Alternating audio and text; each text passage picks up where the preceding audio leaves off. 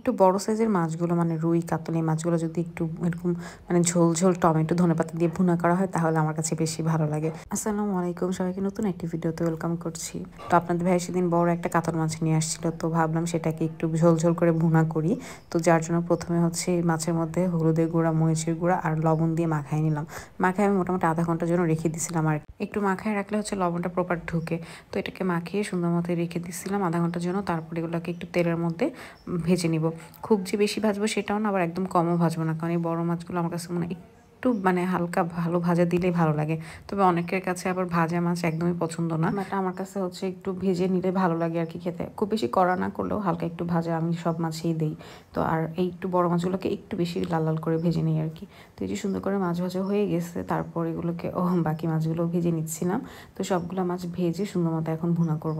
প্রথমে কড়াইতে তেল দিয়ে দিলাম, তেলের মধ্যে পেঁয়াজ কুচি দিয়ে দিব। পেঁয়াজগুলোকে একটু নরম নরম করে ভেজে নিব আগে প্রথমে, তারপরে এর মধ্যে হচ্ছে সব মশলাপাতি দিব। পেঁয়াজটা যখন একটু নরম হয়ে আসবে তখন এর মধ্যে টমেটো দিব। টমেটো দিলে খুবই মজা লাগে, সাথে পরিমাণ মতো লবণ দিয়ে দিলাম। আর এরকম টমেটো দিলে গ্রেভিটা খেতে খুব ভালো লাগে আর কি। তারপর এখানে একটু তেজপাতা দিলাম, বড় মাছে আমরা একটু তেজপাতা দিই। তারপর সুন্দর মতো এই টমেটোটাকেও একদম নরম নরম করে ভেজে নিব। তো টমেটোটাও যখন নরম হয়ে যাবে তখন এর মধ্যে রসুন বাটা দিয়ে দিব। নর্মালি মাছে আদা সবাই দেয় না, বড় মাছে একটু আদা আমরা দিই। তো আদা রসুন দিয়ে সুন্দর করে মশলাকে একটু ভেজে নিব যাতে মশলার কাঁচা ফ্লেভারটা চলে যায়। তারপর এর মধ্যে সব ধরনের গুঁড়া মশলা, হলুদের গুঁড়া, মরিচের গুঁড়া দিব।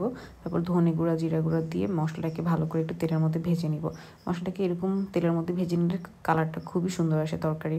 তারপরে এই যে একটু পানি দিয়ে মশলাকে ভালো করে কষায় নিব।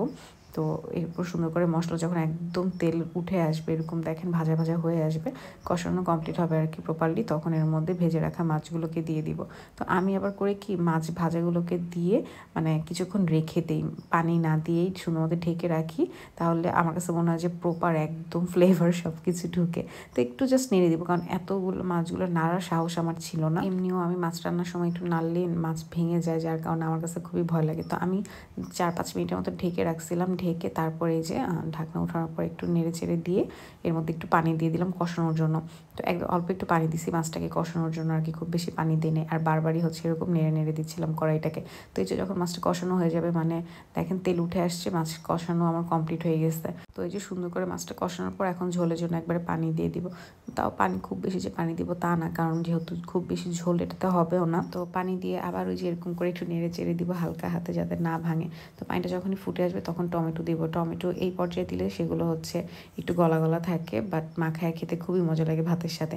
তারপর কিছু কাঁচামরিচ দিয়ে সুন্দর করে ফুটায় নিব। এই যে যখন এরকম ঝোলটা ঘন হয়ে আসবে, মানে আপনি যেরকম চান সেরকম হয়ে আসবে, উপরে তেল উঠে আসবে, তখন এর মধ্যে কিছু ধনেপাতা দিয়ে দিব আর কি। আমার কাছে এইভাবে মাছ ভুনা করলে খুবই খুবই মজা লাগে খেতে, একটু তেল মশলা বেশি দিয়ে আর কি। আমি অনেক দিন এরকম তেল মশলা দিয়ে খাবার খাচ্ছি না, তা যার জন্য আমার কাছে মনে হচ্ছিল যে এই খাবারটা খেতে অনেক বেশি মজা হবে। তো এই যে একদম যখন ফাইনাল হয়ে আসছে তখন আমি নামাই নিব। তো ভিডিওটি কেমন লাগলো অবশ্যই জানাবেন। ভালো লাগলে ফেসবুক পেজটি ফলো করে দেবেন, ইউটিউব চ্যানেলটি সাবস্ক্রাইব করে দেবেন। Thanks for watching. আল্লাহ হাফেজ।